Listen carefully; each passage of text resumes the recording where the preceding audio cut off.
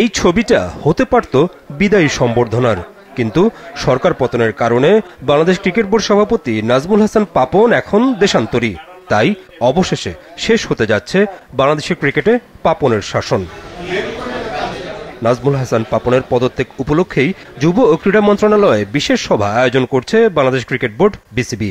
বুধবার সকাল 11টায় হবে এই বিশেষ সভা, যেখানে উপস্থিত থাকবেন দেশে থাকা বিসিবি কর্মকর্তারা।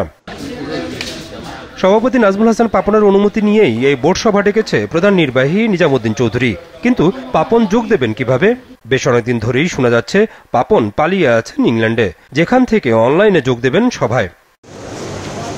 কিন্তু কেন যুব ও ক্রীড়া মন্ত্রণালয়ে হবে এই সভা? কারণ এই সভাতেই পাপনের যেমন পদত্যাগ করার কথা আছে, তেমনি নতুন সভাপতি হিসেবে ফারুক আহমেদের নামও ঘোষণা করা হতে পারে। তাই সভার সময় যাতে অতিরিক্ত কারো উপস্থিতির বিড়ম্বনা পড়তে না হয়, সেজন্যই যুব ও ক্রীড়া মন্ত্রণালয়ে এই সভা ডেকেছে বিসিবি। তবে এই সভায় থাকতে পারছেন না জালাল ইউনুস, যিনি সোমবারই পদত্যাগ করেছেন বিসিবি থেকে। জাতীয় ক্রীড়া পরিষদের কোটায় বিসিবিতে ছিলেন জালাল।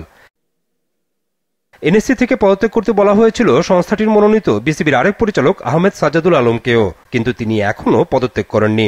জালাল ইউনুসের শূন্য পদেই হয়তো ফারুক আহমেদকে পরিচালক হিসেবে আনা হবে।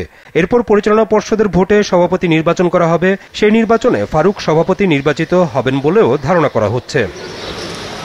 স্বায়ত্তশাসিত প্রতিষ্ঠান হলেও আওয়ামী লীগ সরকারের পতনের পর বিসিবিতে রদবদলের আঁচ পাওয়া যাচ্ছিল। বর্তমানে অন্তর্বর্তীকালীন সরকার দেশের অন্য সব প্রতিষ্ঠানে যেমন করে গুরুত্বপূর্ণ পদগুলোতে বদল এনেছে, তেমন করেই বিসিবির গঠনতন্ত্র অনুসরণ করেই বদলাচ্ছে বিসিবি সভাপতির পদও।